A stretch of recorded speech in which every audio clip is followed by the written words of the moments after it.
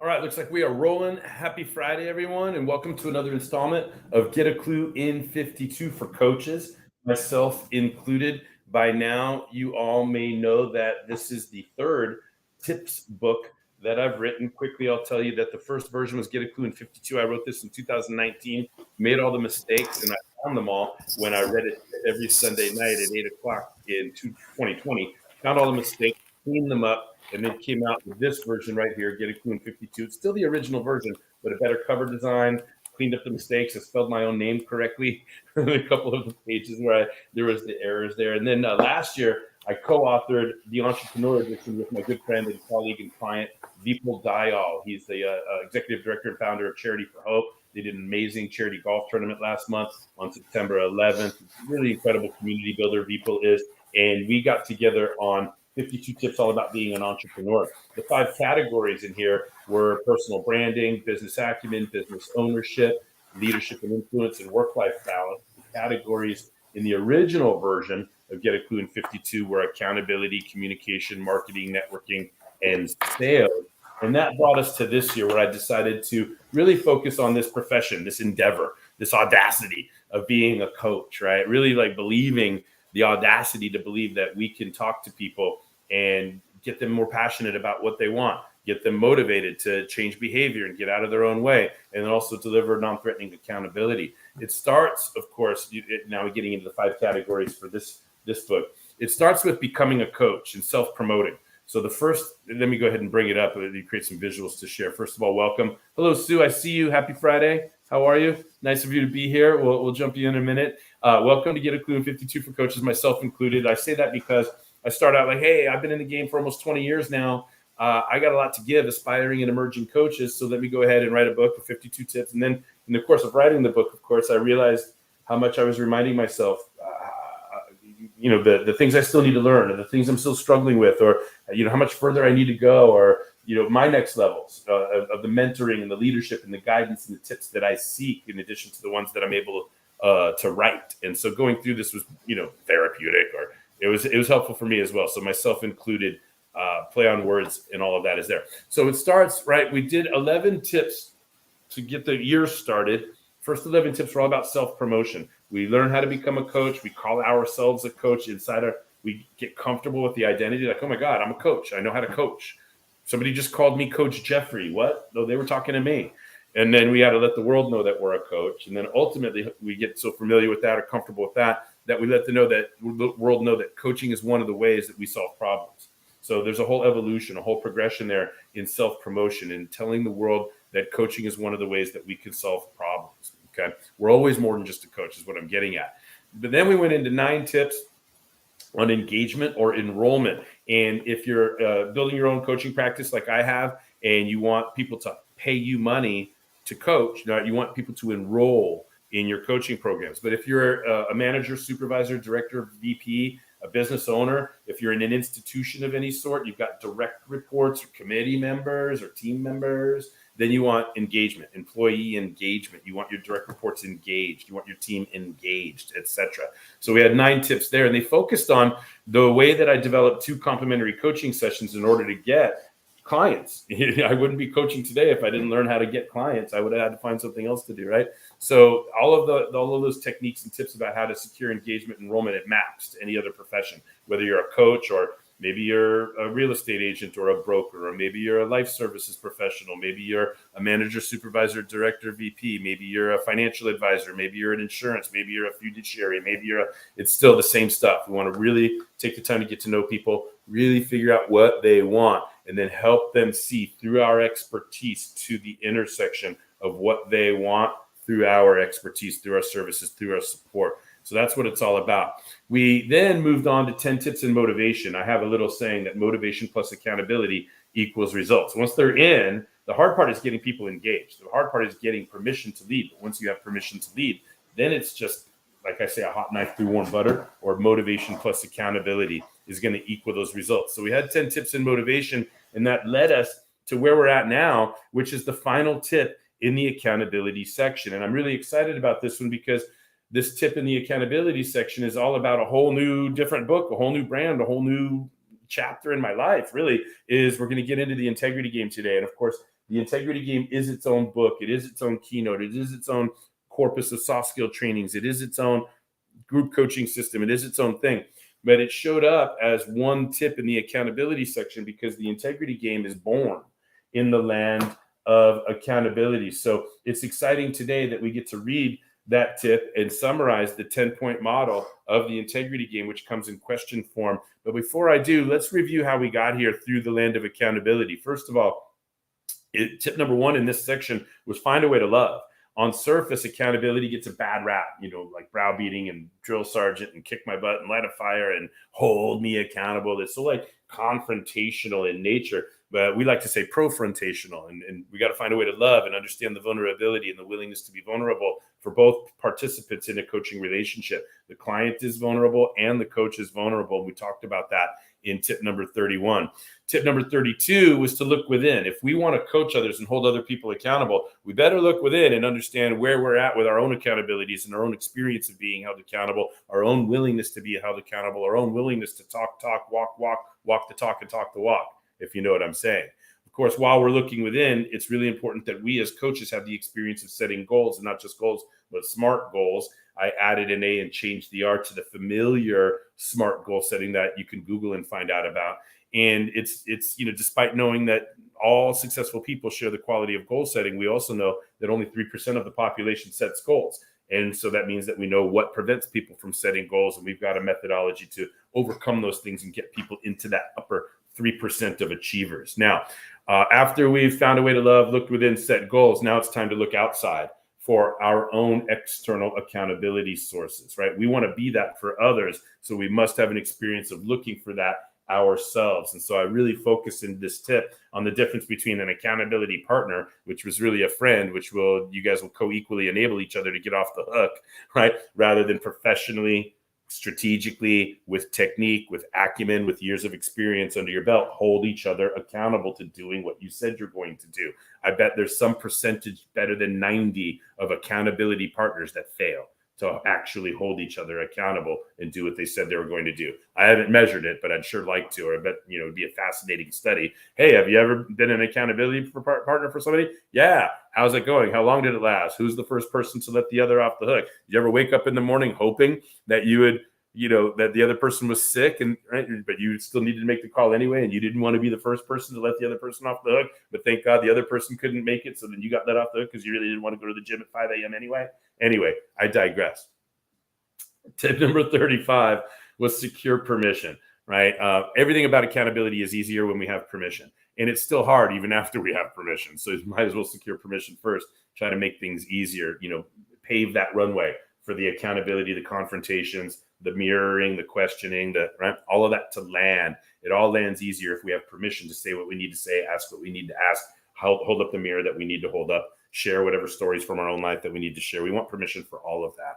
And then, of course, we got to tip number 36, which is about authoring our state of mind, being able to literally, the same way I authored this book and 3 others that I've self-published, author our state of mind. So often, the mood that we're in is a default or a reaction or a habit or a pattern rather than an intention, rather than a choice, rather than our hands on the wheel and making a decision on which way we're going to go. If we default to time is money, time is money, time is money, can we steer the wheel towards patience as a virtue? And this tip comes up in the land of motivation when we talk about mindset and intervening in the stinking thinking, because there's 2 ways to motivate people. One is to give external strategies, tactics, and resources, and the other is to get them out of their own way. So we talk about authoring state of mind from the perspective of our ability to get clients and prospects and direct reports, the subjects of our leadership, out of their own way. But wow, am I here to tell you that we better figure out how to do that for ourselves. There's been plenty of times where 3 minutes before a coaching session, I get a piece of bad news, or I find out that something was disappointing, or something urgent pops up in my email, and I got to get out of that state of mind and into a state of mind of 100% commitment to my client, my prospect, the person, the subject of my leadership, 100% confidence in myself. I need to be able to author my state of mind and be ready for that 100% commitment to my prospects, my clients, the people that are paying for my leadership, the people that have given me permission to lead. I need to author my state of mind and be ready, not just like before the session, but of course, when we're holding people accountable. What about you, coach? is an extreme way of, talking about the pushback, the smoke, the mirrors, the storytelling, the slippery, slidey stuff. And it could be exhausting to watch somebody avoid accountability or make up story or lie to themselves or be distracting or push back on you when they're not ready to look back, look within on themselves. You better have a state of mind, a readiness for all of that. Accountability, it's an easy word to pronounce. It's a hard service to deliver, especially if you're not trained and you don't have the hours and the acumen and the skill sets. Let's see what we got here. Gibson's coming online. All right, excellent. So welcome, Gibson. You're a first-time attendee of Get a Clue in 52. We're going to open it up for conversation in just a second. Sue, I'm interested in introducing you to Gibson here momentarily, but let me continue with my overview, and I'll pause the overview before I read today's tip word for word. So after authoring state of mind, then tip number 37 is we wanted to gather tools of confrontation. Again, I like to say profrontation because con vibrates negatively. But in our world, confrontation is a positive. It's not a negative. We are paid. We are given permission to confront. And confront doesn't mean judge. Confront doesn't mean blame. Confront doesn't mean finger point or shame or any of that stuff. Confront means not allow people to tell the truth. Confront means getting clarity on the story. Confront means getting reporting on the commitment levels, the activities, etc. So it's really important that we, as leaders that are learning how to coach and learning how to deliver world-class coaching in the world, that we understand confrontation as a positively vibrating term rather than a negatively vibrating term. And guess what? It'll help if we gather tools. And so what we mean by tools in this sense is not like a screwdriver or a hammer. Those are like the tools that we commonly think of. It's content, it's knowings that show up as tools. Like if we understand logos, ethos, pathos, the ingredients of persuasion, if we understand ranges of emotional engagement, if we understand levels of posture, if we understand levels of intention, if we understand the power of questions and have practiced and rehearsed amazing questions that invite people, right, to share what needs to be shared in the context of a coaching relationship so we can move them forward. These are the tools that we're talking about. We want to gather them, and we did a survey of those. Some of those tools in tip number 37. There's more than that waiting for you guys in the coaching and leadership training that I offer. But in the book form, we went over a couple of the tools of confrontation that we want to gather in our endeavor to hold others accountable. Now, tip number 38 was 2 weeks ago. It's perspectives on time management, and I say time in quotation marks because by now, if you've followed any of my content at all, you know that I believe that time manages itself, that we're fooling ourselves to suggest that we manage time.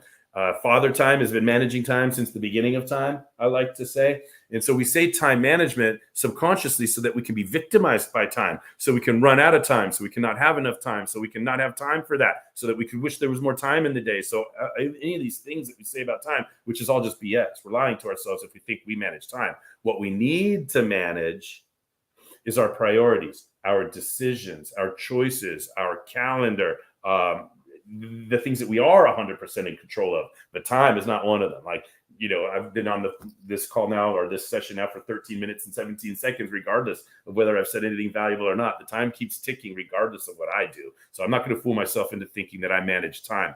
Time manages itself, but we got to call it time management up front just to make sure everybody knows what we're really talking about. But the best way to manage time is to set goals to the exclusion of all other things. What are the most important things that you want to achieve? That will manage your time more than actually trying to be the hands of a clock or something like that. All right.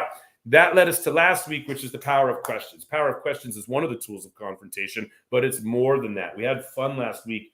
I had fun last week rattling off, I don't know, there's like 20, 25 questions, I think, that we asked that are all questions that give examples of how we use the power of questions in the process of confrontation and holding others accountable. I'm looking at it right now. Questions like, are you comfortable pushing this off until then, or can you reschedule the less important to prioritize the more important? That's a question. Would you like front-end accountability? When is the soonest availability you have to complete that action? I mean, we can go on. I'm not going to read all of them again, but there's a great corpus of questions that help us deliver accountability in a non-threatening way. When you make a statement, people are going to react and push back on that. But when you ask a question, you're inviting the answer, and now you've got participation in the process or the endeavor, the effort to hold somebody accountable. It's great when you guys are working on it together rather when the coach has to do all the work, and questions help even that playing field. So that takes us to today. Finally, after 13, 14 minutes of overview, here we are. And today we're going to talk about playing the integrity game, which is the last tip in our accountability section. Next week, we start 12 tips that are going to get us all the way to the end of the year. And it's all about practice building. Each of the 12 tips are all about building a coaching practice. But just to review, we started off the year with 11 tips in self-promotion, becoming a coach, getting comfortable calling ourselves a coach, getting comfortable letting the world know that we're a coach, and then ultimately getting so comfortable that we let the world know that coaching is just one of the ways that we solve problems. Next, we did 9 tips on engagement and enrollment. How do we get people engaged or enrolled in our coaching, our leadership? How do we get permission to lead, whether we are getting money directly for our coaching services or we're getting buy-in inside of an institution? How do we get people to run through a brick wall or show up early or stay late and be super excited about it and never worry about how much time this is taking or how hard it is because they're so excited about what they want that whatever it takes to get there is okay with them. And then we, of course, we got into the motivation, which is a combination of strategies, tactics, and resources on the outside, but check up from the neck up on the inside. And then we are ready to do our last tip out of 10 in the accountability section. So before I start to read word for word, I want to catch my breath for a second and welcome Sue. I see you here. Gibson, he's having some sort of, he was here for a second, but I see it showing me device not connected. So there's some sort of connectivity issue. Hopefully he comes back. But Sue, thank you for being here as always on a Friday. How are you? And do you have anything to say before I get into the word for word? Because, you know, it's a doozy today as I'm going to go through all 10 tips or all 10 questions of the integrity game all in one tip. Welcome. And thank you for being here. Thank you. Always good to be here. Oh, my goodness. No way. I haven't had my headset in this whole time. Hopefully my voice is loud enough that you've been hearing me. Now I can. Yeah. Wow, what a trip. Thank God. Oh, okay. Hey, woo. Happy Friday, everybody. Now I can hear you, Sue. Go ahead. We could hear you, so all good. Woo. Yeah, I got that projecting voice. It's not always a positive. Sometimes, Jeff, tone it down, right? But I'm used to public speaking and all of that. So, yeah, thanks for being here. Happy Friday. Any comments or questions before I get into the word for word today? Really excited to be jumping into the integrity game. Yeah, so let's do it.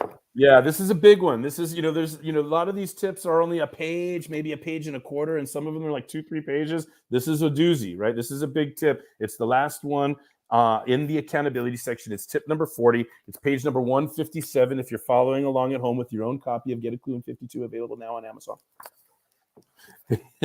Here we go. Page 157. Tip number 40. Play the integrity game. I declare that the subject of all of accountability is integrity, that anything anyone can ever be held accountable to will always be some sort of integration between one thing and another. Most of the time, it is our word with our behavior. Many people are ready to add values, morals, or ethics into the equation. Still, a lot of people have half a loaf understanding when it comes to integrity. When I'm training independent coaches and managers, directors of organizations, I'm always teaching people to focus on the word integration when it comes to an understanding of integrity, where one thing comes together with another thing. I can't hold my book and do my hand gestures.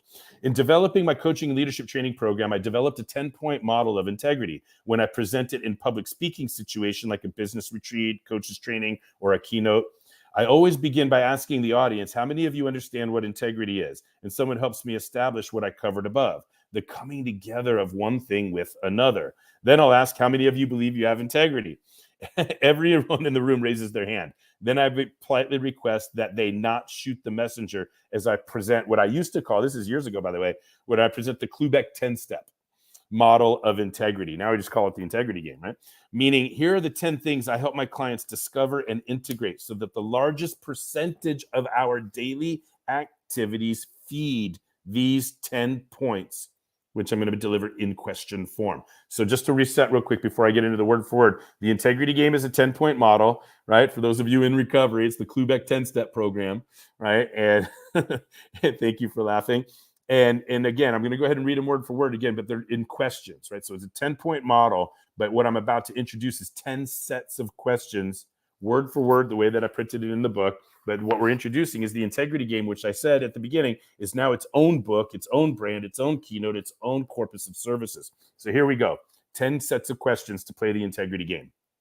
1, meaning with purpose. Have you discovered or decided on what you believe to be a meaning of life? And have you discovered or decided what you believe to be your life's purpose? Are they integrated?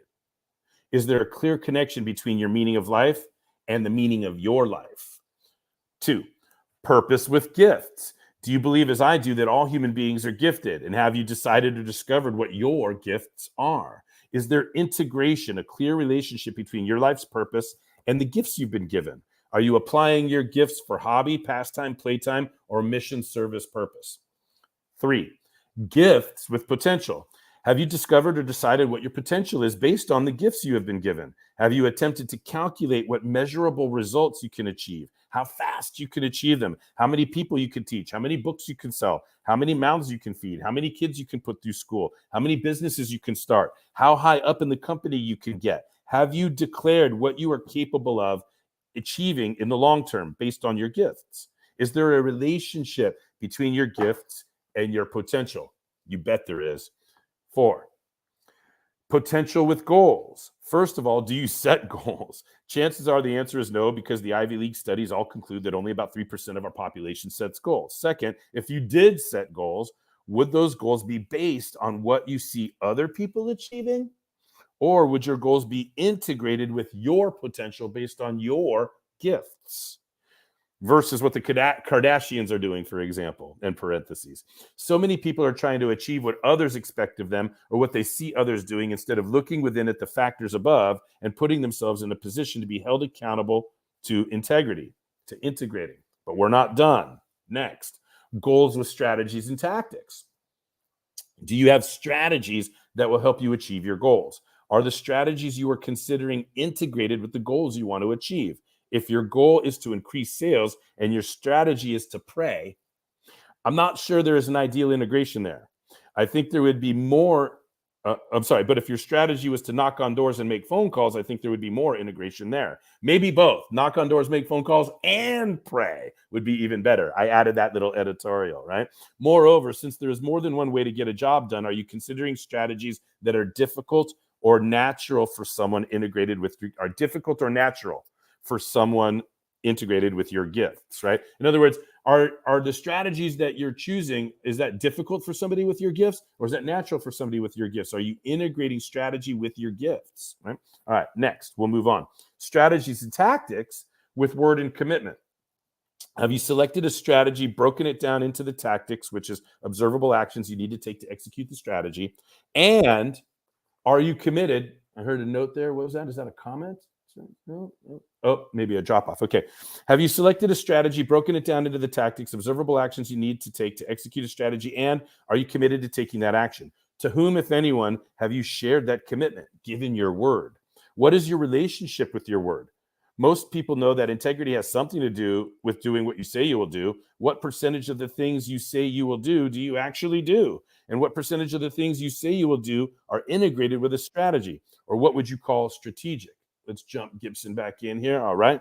What you would call strategic. All right. Legendary basketball coach John Wooden cautioned us not to mistake activity with achievement. Most people are really good at staying busy, but what percentage of our day-to-day activities are things we said we would do, strategic or advancing us toward our goals, which we probably haven't even set, or our potential, which we probably haven't even determined, or our purpose, which we are probably too busy to discover or too scared to acknowledge, because as soon as we do, we can be held accountable. Still not done. Next, word and commitment with action. I touched upon this at the end of the last point. Are you making commitments to take strategic action towards SMART goals?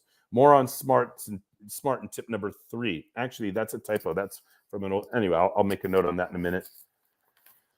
Okay, let me cross that out. That doesn't belong in this section. And are you actually taking that action? Are you putting off or delaying the difficult things that you know will make the difference? If we all did 100 things every day, how many of those 100 would be things we committed to doing, things we said to ourselves or to another that we would do? Most people offer a number less than 50% when I ask this at my events. So 35% of the things we do are things we said we do.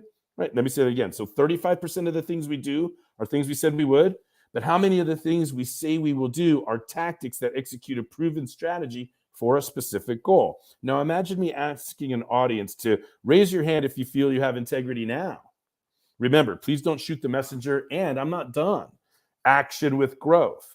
Are you taking enough action to make mistakes? I ask because there is no such thing as a mistake, just learning and growth wrapped in a little discomfort. In fact, the only mistake to be afraid of is the one you don't learn from. Most people are afraid to make mistakes, afraid of failure, or so afraid of making mistakes and failure that they never take action towards their goals, as I've outlined above. So I ask, are the actions you are taking integrated with your personal, professional, financial, or spiritual growth? Next, growth with achievements. Straightforward. What are your achievements? Do you have any at all? Are they positive achievements or negative achievements? For example, getting locked up in jail 8 times in 8 years is an achievement, but not one that is integrated with your growth. Are your achievements integrated, related with the growth you've experienced because you know what you want and have committed to getting it? And finally, achievements with contribution. In our last point of integration, we integrate, come full circle with the first point, meaning and purpose. When asking, what are you doing with your achievements? Who are you sharing them with? Who are you giving to? Whose life are you touching with contribution? Are you doing something that helps your family, your community, humanity? Is there integration between what you are achieving and who you are serving, who you are contributing to? Are the contributions you are making to this world integrated with what you believe to be the meaning of life and your specific life's purpose? Do you know your gifts, potential, goals, ideal strategies, capacity to commit, power of action, joy of growing pain, the responsibility of achievement, and the pure gift of contribution? Kerplunk. Mic drop. Pen drop. Seriously, most people are comfortable accusing other people of not having integrity when we all have room to improve. Hopefully, that's easier to see and admit when we look at the 10-point model above. When it comes to holding other people accountable, I strongly recommend holding people accountable to answering the questions of the integrity game first and foremost. Otherwise, you might be helping your clients build a mansion on top of quicksand instead of solid, concrete, leveled foundation. All right. We know that structural integrity is what keeps a building standing despite the pressure tests. And the integrity game is what keeps us as individuals, teams, and organizations standing and able to achieve our potential despite the pressure tests. So that was a mouthful. That's a very long tip. That was a great summary for the 10-point model. That is the integrity game. Shameless plug for the integrity game, also available on Amazon. We already hit #1 bestseller on this, so I'm not selling them like hotcakes the way I used to when it first came out, but I'm happy if you grab your copy. And if anybody wants a PDF copy of the integrity game, just send me an email to send us an email. I'll create a banner. If you want a free copy PDF, and I'll include the cover art and all of that, send email to play@theintegritygame.com. And in the subject, just write PDF copy and go ahead and ask us for it, and we'll send it to you. So we'll create that banner right there, and we'll show that. Send an email to play@theintegritygame.com. In the subject, put PDF copy, and we'll make sure that you have a free copy of the integrity game, the full book. It's a parable. It's about a baseball season ticket holder that's there to see his son, who just made it to the major leagues, but he meets an uninspired hot dog vendor while he's sitting there watching baseball and decides to be himself and mentor this hot dog vendor. By the end of the book, the guy's not slinging hot dogs anymore. There's some plot twists and surprises along the way, but we introduced that 10-point model in a parable form with some characters that we hope that you can relate to, bond with, and imagine. It's also like a personal thing for me because 3 of the characters in the book are based on my children, have qualities of my children. So it's as much meaningful or mentoring as it is memoir. It's much of a personal therapeutic effort to cope with the loss of my parents and make sure I did something legacy-based for my nuclear family as it is a gift to the world, because I think we're onto something with this integrity game thing. But it started off as just a dialogue inside of accountability training. What do you do when somebody commits to something and they show up to the next session and they haven't done it? Well, you got to play the integrity game. You got to confront people. Why didn't you do it? What are the consequences of that not being done? And are you going to decommit or recommit? That used to be the integrity game. It's just a 3-step dialogue to confront people positively when they're out of integrity around their commitment. And all of the years that I've been doing this, it expanded and grew to a 10-point model. And now it's a book and a brand and a whole ecosystem for group coaching and everything that I do as a professional. All my coaching, all my consulting, all my training, all my keynotes, it's all packaged integrity game now. But it started as just a little 3-step dialogue inside of my coaching and leadership training many years ago. So having said all of that, let me say thanks again to Sue and Gibson, who are here online in the StreamYard studio live with me. We've got about 15 scheduled minutes left. If anybody has any comments or questions or open dialogue, we're talking about accountability. We're talking about integrity as the last tip of 10 in the accountability section in Get a Clue in 52 for coaches, myself included, because I'm not just teaching this. I am learning from every step of the way. I'm learning. So welcome, you guys. How are you? Open up your microphones and let me hear what your comments or questions might be.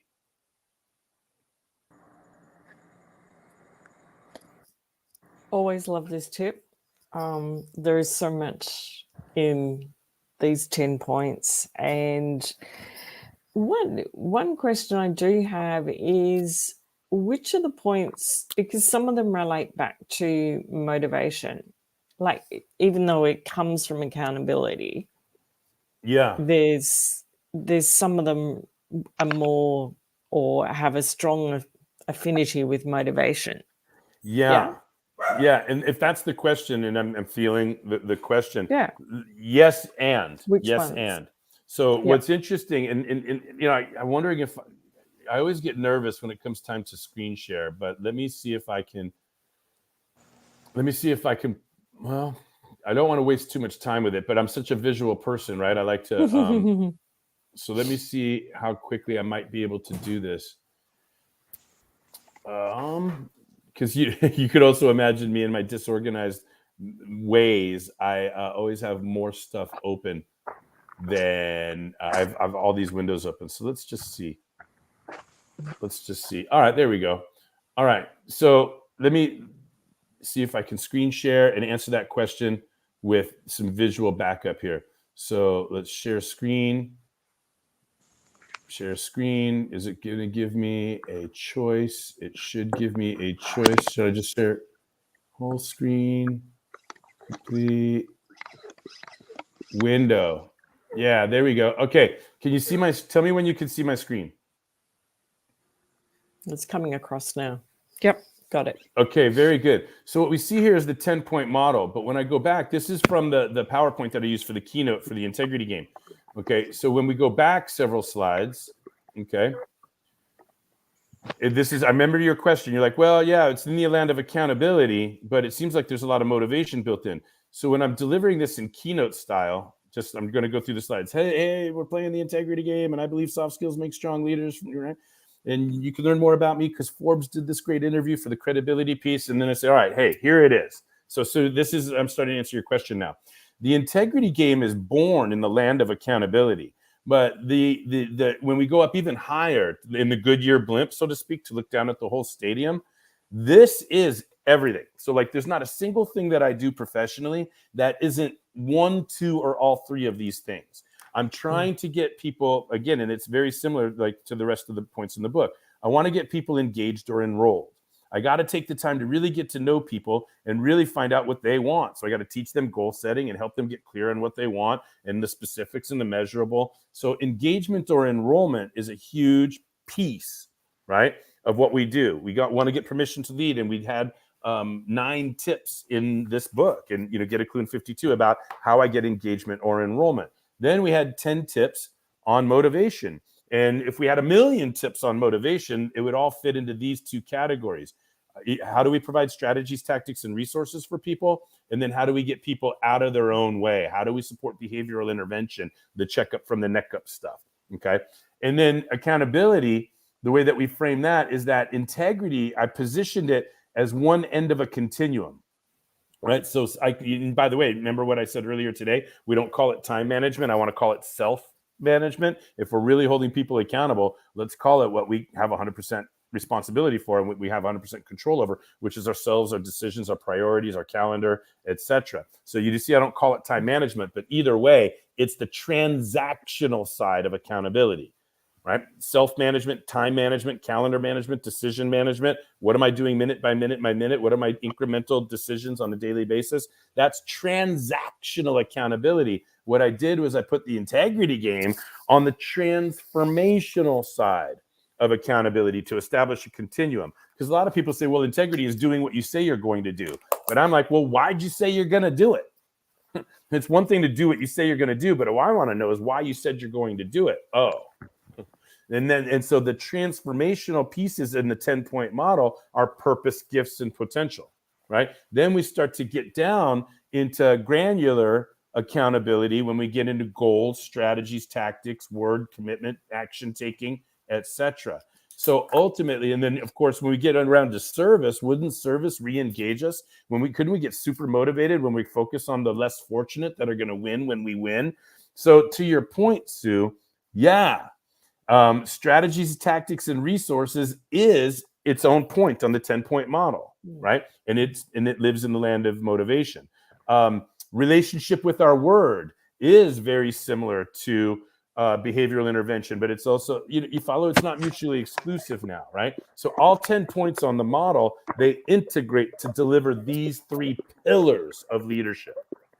The pillars of leadership: engagement, motivation, and accountability. Now, the 10-point model for the integrity game was born in the land of accountability. But when we blow it up and we look at it and we ask how many people have you believe and what is structural integrity, and we introduce this tennis shoe metaphor where the laces are giving the shoe structural integrity. Now, when we lay out the 10 points on the model, which I just got done reading about, and here they are, we can see that purpose, gifts, potential, that's transformational. Goals are both a little bit motivation and a little bit accountability, because the specific and the measurable part and the time-bound part of goals, that's accountability. But do I believe I can, and do I need to change behavior, and do I want it bad enough? The AAR, that's motivation.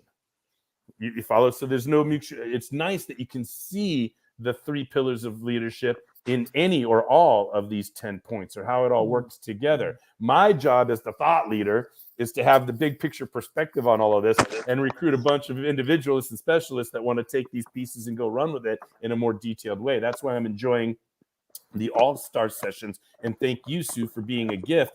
When we talked about potential a week and a half ago, we broke it down into what? Vision, mission, objectives. And your work with corporate executives gives you an insight in there. And that's why it's fun to refer to you as the CEO saver, because you save CEOs from all the shit that's rolling uphill, downways, sideways, the shareholders, the board members, the direct reports that are stabbing their back and waiting to get their job, and then the public facing stuff. And anyway, my point is, it's fun to have a big picture perspective on this model and to see how all of the pieces fit, to be familiar with this model where I know when I'm working with people on goal setting, I know that I'm delivering both motivation, engagement, and accountability. Because when somebody sets their goals, they get super excited.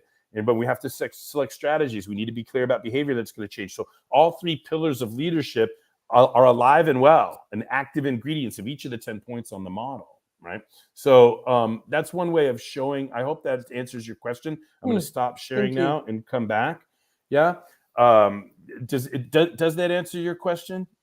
Right. Yeah, it does. Don't ever be shocked. It's not linear. It's not binary. It's not either or. It's both and. It's everything and. That's what I get. The more I learn and master this model, the more it dominates the lenses through which I see the world. The more you can show me anything under the sun, and I'll be able to articulate it through the lenses of engagement, motivation, accountability, or any of the 10 points on the model. That's awesome. Awesome comment or insight. Thank you. Oh, yeah. Here we are. Get a Clue in 52. We've got a couple minutes left, and almost about time to ask for last call for comments, questions, expressions of gratitude, haikus, limericks, or even if you got riddles, haikus, or limericks, we'll take those. But comments, questions, insights, or any comments on what you thought might have been valuable about today's tip. And that goes for either you, Sue, or Gibson. I don't know if you're in a position to open up your microphone and introduce yourself, say hello, and ask a question or leave a comment. But it's nice to see you here. And we do this every Friday. And starting next week, we're going to get into the very last section of the book, which is practice building. How do we build? I don't know if you guys can see practice building. How do we build a coaching practice? It's one thing to become a coach, tell the world we're a coach. It's another thing to get coaching clients or get engagement from direct reports. It's another thing to learn how to motivate people. It's another thing to hold people accountable. But is this a business? Can I build a practice? Can I make a living? Can I quit my other job and just do this?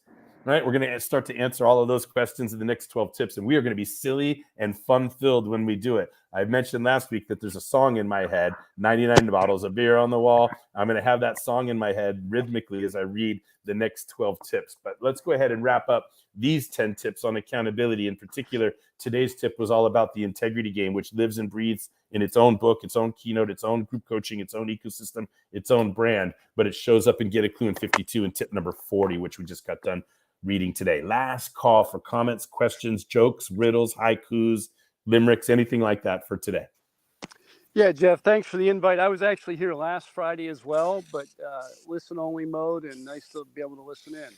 Yeah, Gibson, it's nice to see you here, man. I know that you're a leader in your own right that I look up to in so many ways. So to imagine that I'm providing some value for you to chime in on, I know how busy you are too. So to take time out of your Friday and chime in today, thank you, sir, for that. And be comfortable here. This is I'm the one that's hosting it. I'm the one that's reading, but it's our ecosystem. And other than my reading of the word for word tip, come ready with comments, questions, insights. Make it better. It's a green light for everybody that takes the time to show up. So thank you for being here. And let me introduce you to Sue, who's all the way down under in Melbourne, Australia. Sue, do you want to introduce yourself to Gibson Armstrong, who's in Annapolis, Maryland? And I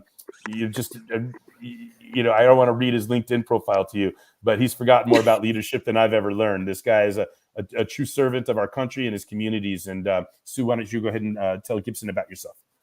Yeah. Oh, great to meet you, Gibson. Leadership, I love it. It's been a big, I guess, passion of mine over decades now in health, particularly the healthcare sector, but other sectors as well. As I've worked with executives pretty much all the time along that journey, and there's so much potential for really good leadership, and that's what I'd love to be seeing change in our organizations. So love it. And yeah, as Jeff said, I'm from Melbourne, Australia, and I guess been connected with Jeff now for quite a few years. So always good to be here. And I was just thinking too before, I don't think it matters how often we talk about something. There is always another perspective or another way of looking at something that I pick up. And again, I've got notes written. Oh, wonderful. Morning. Yeah, there's a saying that we can never step in the same river twice. You follow, the river's constantly flowing. And so too our lives. So if the integrity game, the 10 points on the model is just standing there, right? At this point that we hear it in our lives, it's going to mean something. And then as the river of our lives flow, the next time we hear it, whatever's going on in our lives that way, it's going to give us something else, something different, something. And so there's a lot of things. It's not just the integrity game, but movies are that way, or books are that way, etc. Going to a conferences or seminars, or sometimes we see a favorite band in concert 6 times, and we saw something different in one concert that we didn't see in the other 5. And so repetition is key to effective communication, and variety is the spice of life. And our minds and our experiences are, in fact, like rivers that keep flowing. So if I read the integrity game yesterday, I would emphasize something, that day. Like if I read the same tip yesterday, I might emphasize one of those tips differently because of what was going on for me yesterday than how it came out today. And same thing when we're consuming. So there's nothing surprising there. I'm just pleased that the integrity game qualifies as one of these things that we can always get something out of every time we consume it. So thank you for that. Last call with a minute to go here. Any other comments, questions, jokes, riddles, anything like that before we dismiss for today and set our sights on the last section of the book, the final 12 tips that we're going to sprint to the finish line of this year. We're going to learn about practice building, and I'm going to talk to you about all the bumps, the bruises, the scrapes. Many of them I'm still dealing with. I'm still a solopreneur. You guys, I don't have employees. I'm still pushing this boulder largely uphill by myself. Although the integrity game has been so wonderful that I'm attracting a lot of other talent. Some other people want to play. And that's really, really exciting to cultivate and to shape the path for other people to become either, apprentices or laborers on the marketing team, independent contractors on the marketing team, or fractional marketing architect, shout out to Coach Joey, or Integrity Games certified coaches, trainers, and speakers, all-stars, subject matter experts that I get to interview to help me go deeper on these topics. I mean, I think I'm onto something. We're starting to build something here, and I'm just super, super, super grateful. Last call for comments, questions. And anyway, my point is I'm still struggling with all this stuff. All the 12 tips I'm about to read, I'm still struggling with all of it. So be clear about that. I'm as humble gets. I'm as imperfect comes. But I do think that I've got some value through all my joviality and all my silliness. I do think it's worth getting on here once a week and laying it down. So we're going to have fun with that over the next 12 weeks. But last call for anything that we want to say today as we wrap up the integrity game, tip number 40 in the accountability section, wrapping up the first 4 sections of Get a Clue in 52 for coaches.